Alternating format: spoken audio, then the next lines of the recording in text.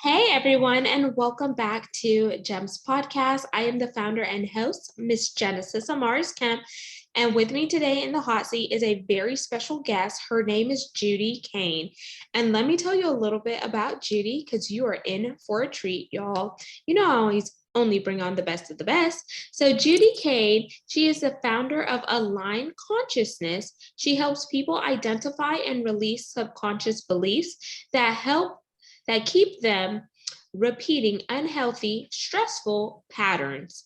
That shifts her clients' experience results in them finally achieving what they belong to with ease and comfort. She is also the author of Your Four Truths: How Beliefs Impact Your Life.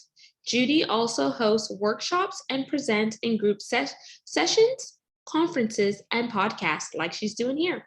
Originally from Richmond, Virginia, she lives near the Tampa Bay, Florida area, usually with a rescue cat or dog or two as part of her household. So without further ado, let's bring on Judy Kane. Hello, it's so nice to be here. My pleasure, Judy, and thank you for having the courage to just come on and just relax and have this coffee chat conversation, because I know you're probably like, wait, there's no questions or whatnot, because some other podcasters, they send questions and etc. beforehand, but I was like, what better way to get to know someone than doing it coffee chat style? Because when we meet someone in person, we don't have questions to meet that individual. So why not have the same approach? Absolutely. Sounds like it'll be fun. So Judy, before we dive into the work that you're doing to help people overcome subconscious beliefs and etc., I definitely want to give you a chance to grab your book, or if you don't have it near you, because we're going to hold that up. Oh, yes. Awesome. You're one step ahead. So we're going to hold that up in a few, but then I also want to give you a chance to connect with the audience in a fun and personal manner. So are you ready? Yes, I am. There are two options. We can do an icebreaker or a rapid fire 10 question game. What are you in the mood for? I'm thinking the icebreaker sounds like fun. Okay, so we're breaking the ice with Judy. I want you to share something crazy that you have done in your life or a fun and interesting fact about yourself. I love roller coasters. Ooh, okay.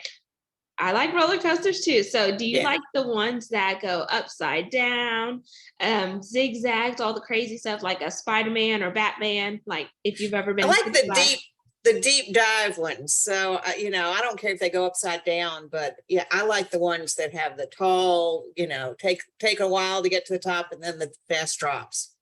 Ooh, okay. So I think I know a roller coaster you're talking about. So have you ever been to Six Flags? I have not. I don't know why not, but no.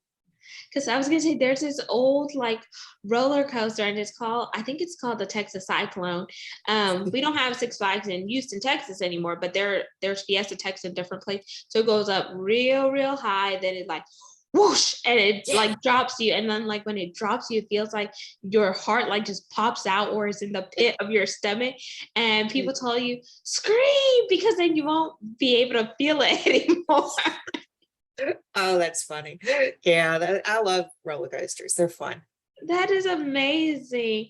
So now, Judy, let's get into your backstory, because in order to connect with the work that you're doing now, we need to know what prompted you to get involved in this space. So what's your back end story? And you could start with your personal or your professional journey, just so we could like build up to where you are.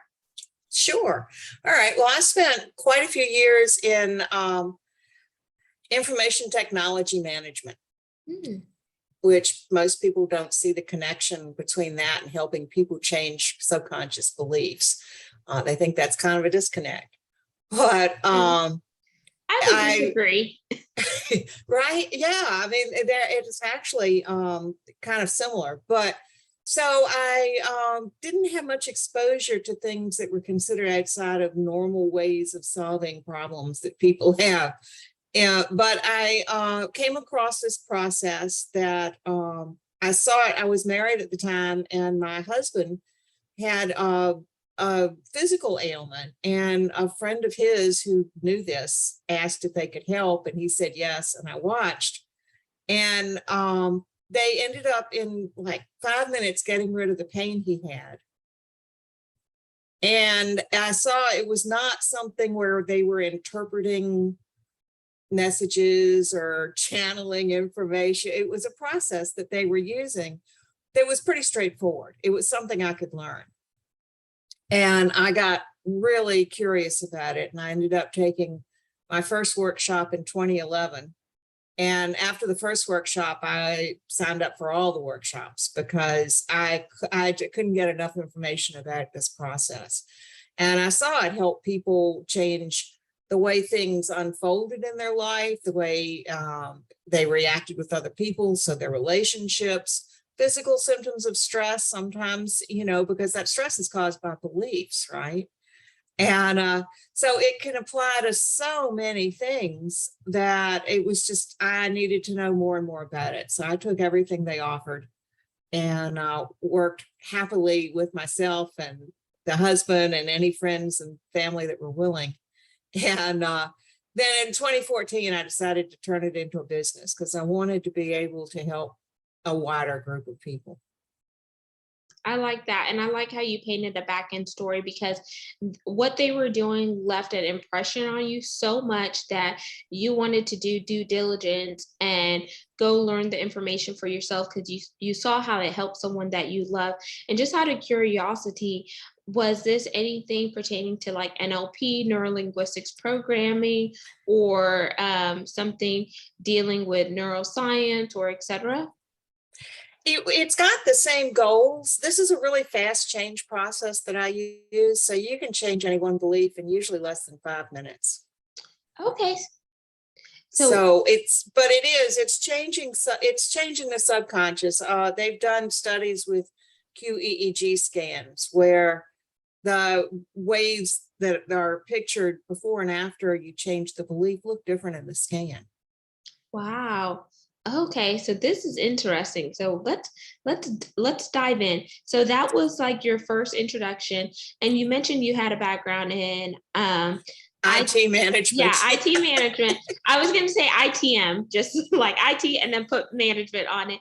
And the reason why I said, oh yeah, I could definitely see the correlation there is because I'm a supply chain and logistics background, and I worked in oil and gas, so I dealt a lot with IT personnel and management. And I'm like, oh, what they're doing is they're taking away old software, they're deprogramming it, and they're reprogramming it. And if you think about our belief systems, we have to deprogram the junk in order to introduce new software internally. And internally, it's our internal hard drive, it's our mind. How do we think?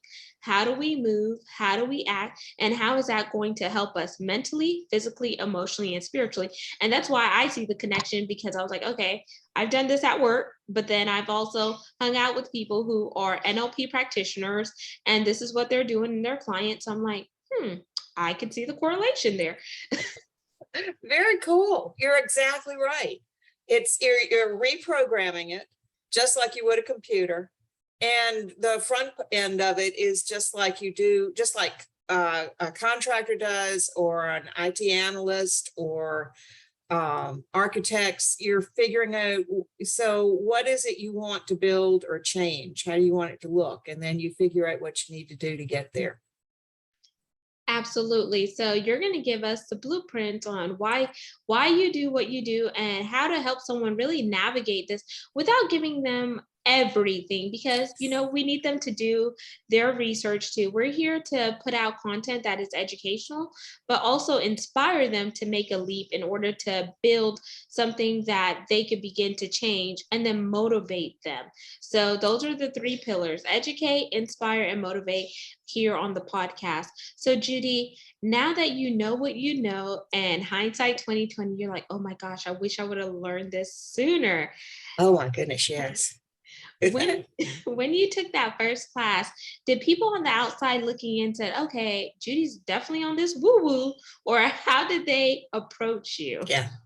My daughters, who'd only known me as, you know, a person who worked extra hours all the time and was very logical and practical and,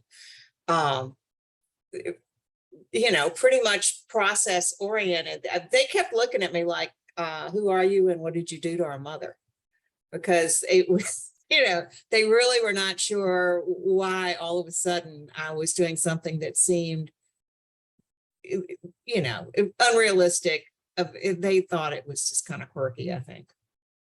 Yeah, and we're going to debunk that because there's a lot of people on the outside that make perceptions about different subject matters whenever it's new, or they feel like it's woo-woo, even though you're not casting a spell, you're not hypnotizing anyone, you're No, not sitting no. in the cauldron like, ooh, let me tell you your future. Yeah.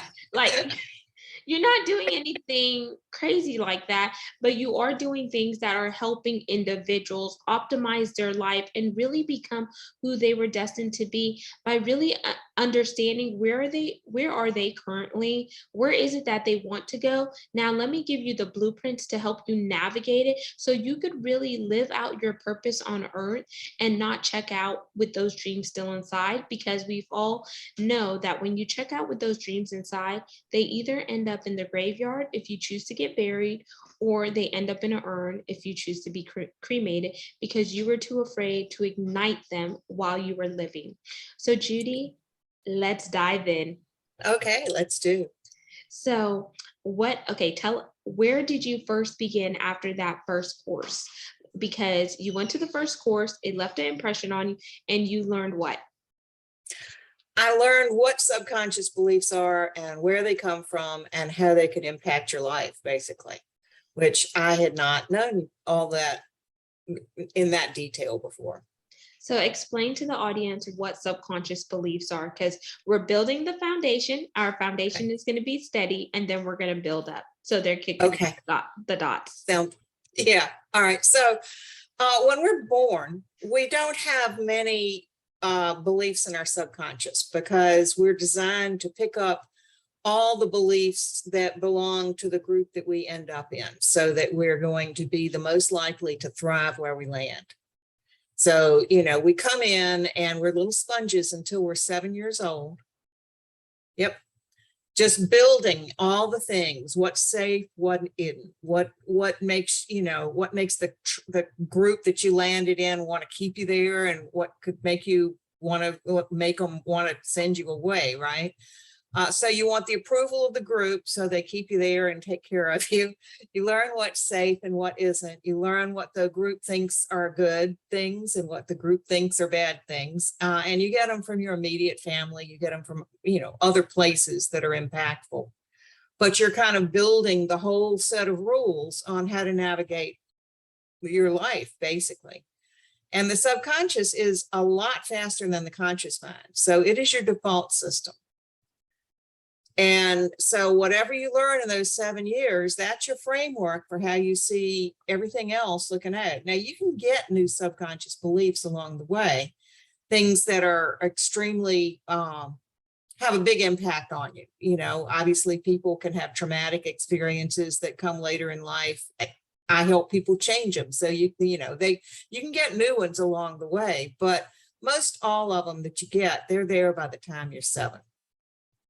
And they help you figure out if you were born into a family that all liked ride roller coasters, for instance, which I wasn't, but if that seems like a safe thing in your family, then you like doing things like that. If you were born into a family that thinks that's very, very dangerous, then you would avoid doing, riding on roller coasters because you would think it was not safe.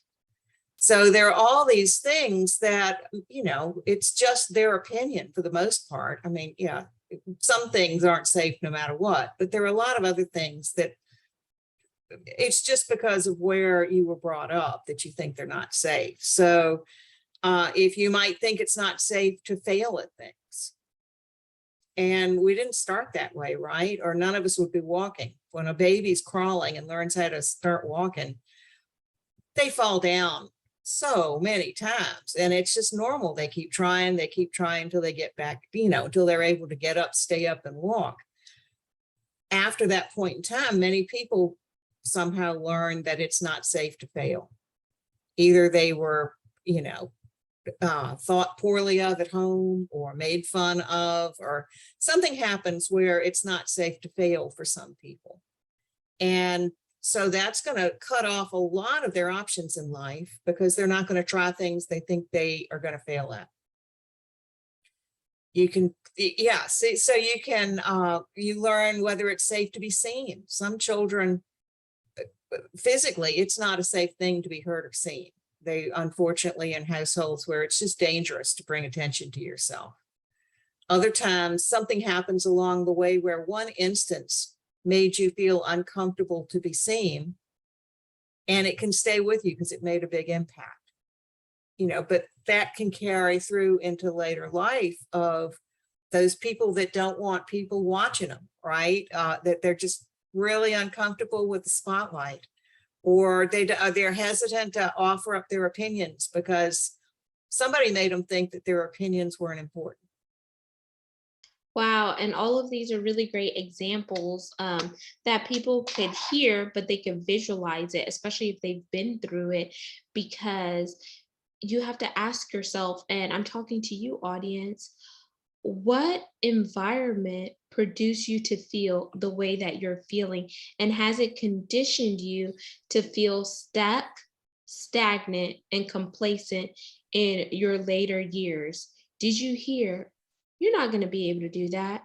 You're not good enough. Are you crazy? No one else in the family has done this. ... And if you keep listening to that old rhetoric, you keep replaying that old program, you keep dwelling on the past, even though the past does not necessarily determine your future. If you know who you are, then you're not going to fall victim to whose you aren't or who the world tells you to be. So it's so important that you solidify who you are and come into ownership of your full self. And one thing, as you were talking, and we were talking about the subconscious mind, I remember when I did, when I was a psychology major, because at first I really wanted to do something in that space. So I studied it for 2 years in college until I changed my degree. And it said, according to Freud in 1950, this is the pyramid. And I think y'all all remember the pyramid. There's the tip of the pyramid and then there's below. The unconscious mind is a primary source of human behavior. Like an iceberg, that's what I mean. The tip was the tip of the iceberg, y'all. Like an iceberg, the most important part of the mind is the part you cannot see, which can be scary yet dangerous, depending on what you allow to play in your mind like a battlefield or a playground. Our feelings, motives, and decisions are actually powerfully influenced by our past experiences and stored in the unconscious. So if they're stored in the unconscious and you think about it, there was another guest that talked about ACEs, adverse childhood experiences. And until you deal with what is bothering you, you would not be able to move on. So Judy, I'm sure you've had some experience in this with the people that you work with. So now that you painted us a picture and a steady foundation, what comes next? Well, recognizing the patterns so that people come to me and there's something that they don't like in their life, right? I mean, they don't come in just to see what I do. They come because something is the way they don't want it to be. And frequently, it's easy to know what you don't want. It's sometimes a little harder to know what you do want. But we talk about, what's going on now? How would you rather things be? And then we try to figure out what could make that shift for them, what beliefs are causing the thing they don't want. But recognizing the patterns is the next thing. If you've got a pattern of never wanting to speak in public, and yet you want to be in a management position, right? Though you don't have the subconscious beliefs that are going to support your conscious goals. And so that's the thing, is figuring out, what the goals are that you really want as opposed to what you don't want. And then figure out what the beliefs are that you need to have to support those goals. And then your subconscious isn't fighting you because it's exhausting. So all those people that are trying to do the things that they want to get done, and it just feels overwhelmingly difficult and they don't see that progress that they would like to see, almost always there are subconscious beliefs in there that are working against you. It's not supposed to be that hard. I like that. And one thing that resonates with me, I'm going to talk in visual terms for the visual audience. So it's like the hamster wheel in a sense. You're going to keep going round and round and round with no end in mind until you address what is bothering you. And when you address what's bothering you, then you begin to bring things into clarity. Then you begin to focus on it. So for those of you who are visual, think about whenever you go get your eyes tested, you go to the optometrist. So I'm going to do it without my glasses. So they're like, is 1 better or is 2 better? Is 3 better or is 4 better? And then whenever you begin to see things clearly, you let them know which number is clearer, right? And it's because you are bringing things into perspective and you have that clarity. But without doing that test, they won't be able to understand what is going on with you. So in Judy's work, you're asking them the questions and you want them to dig deep, to go beyond the surface level, to ask them, okay, why is it that you don't want to speak up in public? Is it because you spoke up before and someone laughed at you? You spoke up before and you were dismissed? You weren't listened to? You felt ashamed? You have guilt? You have remorse? Or what are the feelings around that is causing you to shrink back? What situation happened to you, whether it was in your adolescence or your early childhood, that made you feel incompetent, that you weren't enough to ignite the power of your voice and talk with clarity, diction, have the proper tonality, the proper body language, and convey a message that is confident where you feel secure that what you're saying does matter and it does resonate with the people in the room. Like, until you're ready to go deep diving and get past the denial state and deal with what happened to you, you will not be able to progress, in my opinion. Would you say those are good visual representations, Judy, that I interjected? Yeah, absolutely.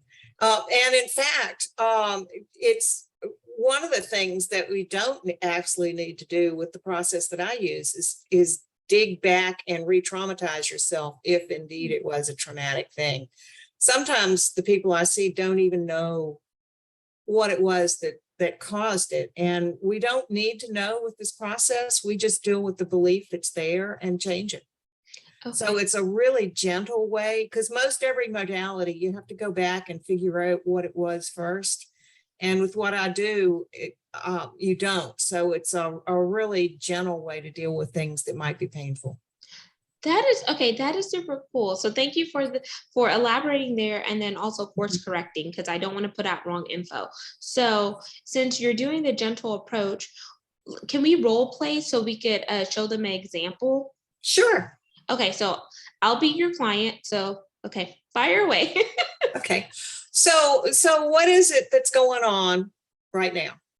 So right now, I got laid off in the pandemic. So in 2020, that happened right after my dad passed from medical negligence. I am the author of my book, still trying to get my book out there because I was pushing it, but now I've taken a step back to do my podcasting journey. And what else? Let me see, because I want to be transparent and truthful here. Oh, and I'm stepping into motherhood. Oh, big changes in a life, very impactful. So what's the most important thing that you would like to have different right now? What's the first thing for us to work with? Ooh, I definitely would say just the paradigm shift with money. And I'm going to use this example because I think everyone wants to shift their socioeconomic status and bucket.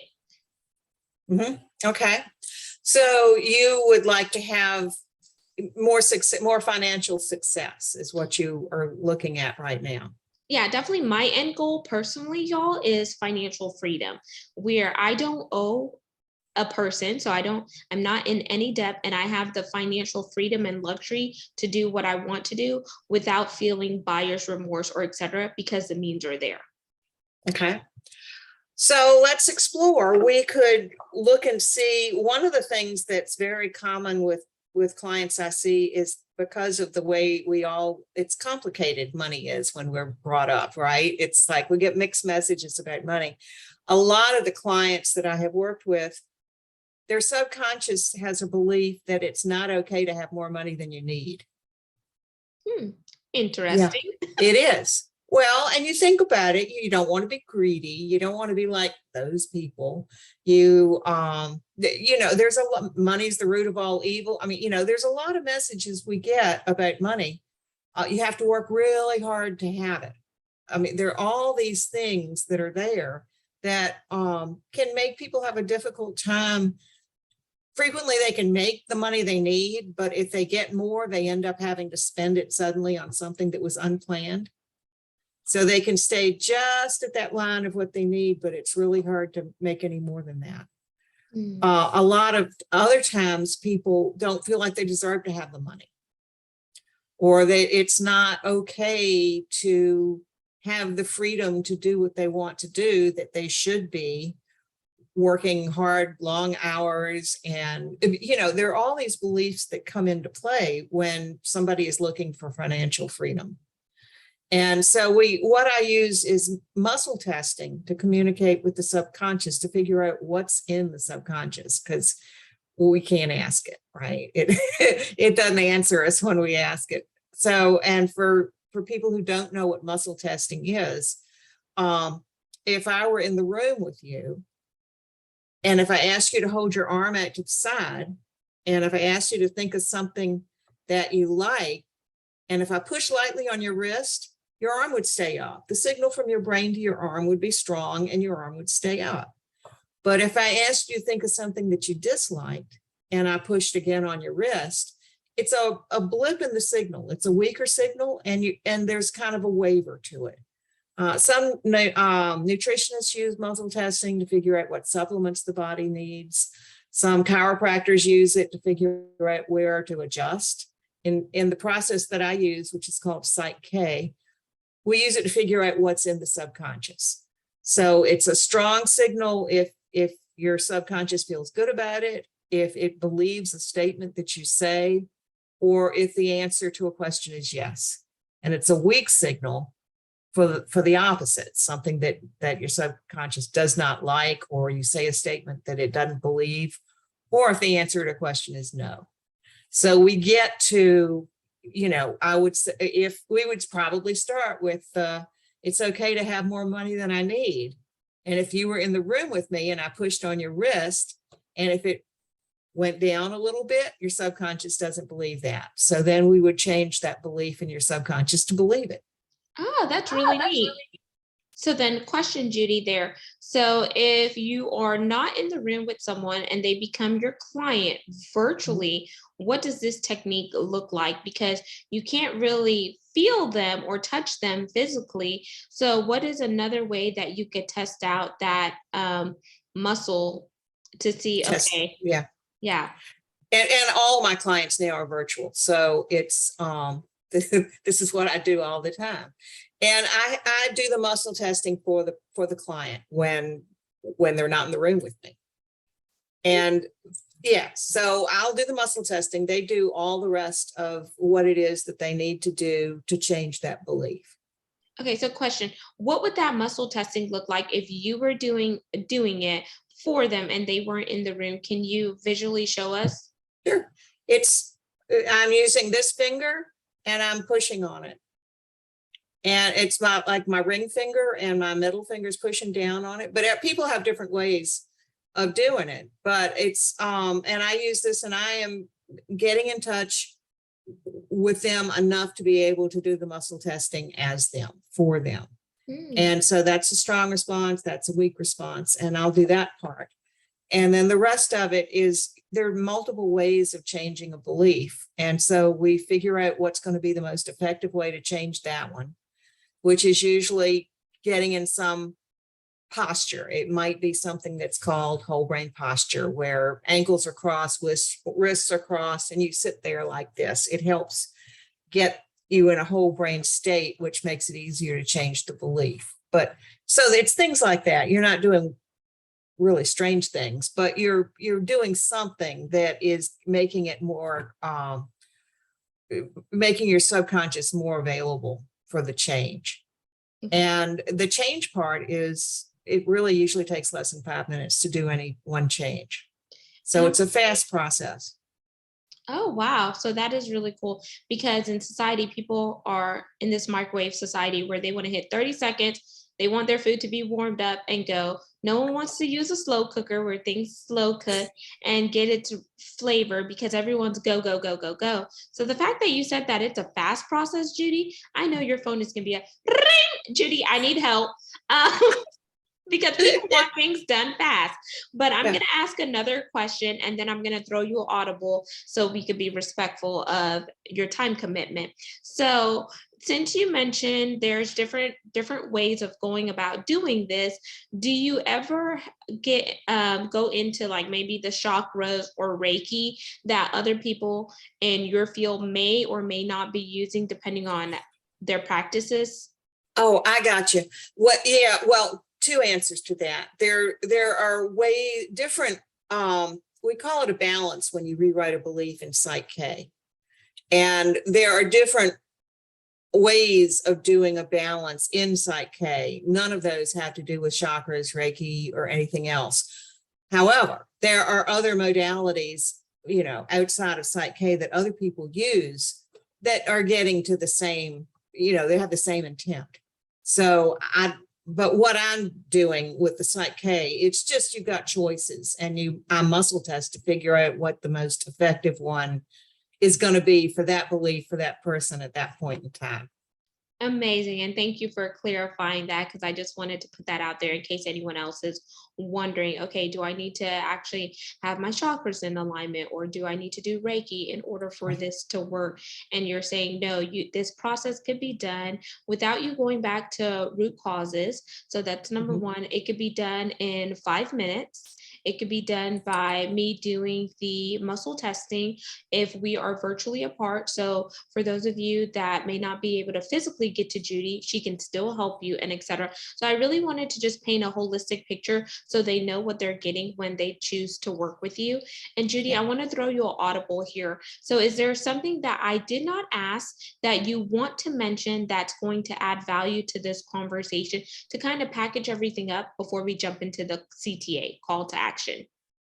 Sure. Yeah, just for people to be aware that their life is playing out based on influences that they might not be aware of. Look for the patterns. If something keeps happening that is making you stressed out, that is not supporting your conscious goals, or that's even giving you physical symptoms of stress, take a look and see if you can figure out, where this might be coming from, and know that you can change these things. You don't have to, it's not, this is just the way I am, and it's just the way my life is always going to be. You have options so that you can choose the way you want your life to go.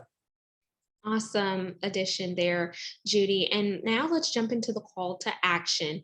What is your call to action for the audience today? Do you have a challenge for them, a resource that you would like to give, or something that you want them to really be intentional on over this next week or two? Because in order to start making changes, we need to start tracking. Right. One thing I would tell everybody, get really clear on what you do want in your life. That always helps. But the other thing is, if somebody goes to my website, they can go to a page that has a bunch of resources that they can download. That they're all complimentary. You can just go and see if there's something there that catches your attention, that helps explain subconscious beliefs and how they might look in your life. And Judy, now plug your website and your other contact information. So where do you primarily hang out on social media? And then once again, plug that website. Okay. I am mostly I'm hanging out on LinkedIn for social media, and it's under my name, Judy Kane. Hopefully there's going to be a link there or somewhere. Yeah, I'll put one. Because it's Judy Kane, y'all, not the CANE, but the Kane like KANE. That's right. It is. And my website is Aligned Consciousness. So you can go there, you can read more about the process Site K, you can get the downloads about subconscious beliefs. If you're interested, I'm always happy to do a complimentary 15-minute phone call. If people have questions and want to know more, you can book that from the bottom of any page on my website. Amazing. And thank you so much, Judy, for coming into the community today, sharing something new with me and just educating the audience on this subject matter, and also debunking and course correcting some of the myths and preconceived judgments that I had, because it's totally different than NLP. So thank you for letting me know that, Judy. Audience, all of Judy's contact information will be in the show notes. All you need to do is read, scroll on down, and tap in with Judy. I'll put her website and her LinkedIn there. Make sure you like, comment, subscribe, and follow. We're on 40 plus platform, so there is a place for everyone to listen. And for those of you that are interested in video, you can see the recording of Judy and I by going to our YouTube channel, which is GEMS, GEMS, with Genesis Amaris Kemp, for all things video. And for those of you interested in continuing to help us spread the mission further, we are currently ranked in the top 2% globally out of 2.8 million podcasts per the metrics on www.listennotes.com. So you can fact check me and see all the other podcasts that you listen to see how they rank and shake out. And I am looking for brand sponsors. If that is you, please send me an email to genesisamarisKemp@gmail.com, or check out my website, genesisamarisKemp.net, to learn more info how you could be a sponsor and have your products and services heard right here. We are better when we come together. So united we stand and divided we fall. Until the next time, peace, love, and lots of blessings. Have yourself an amazing day.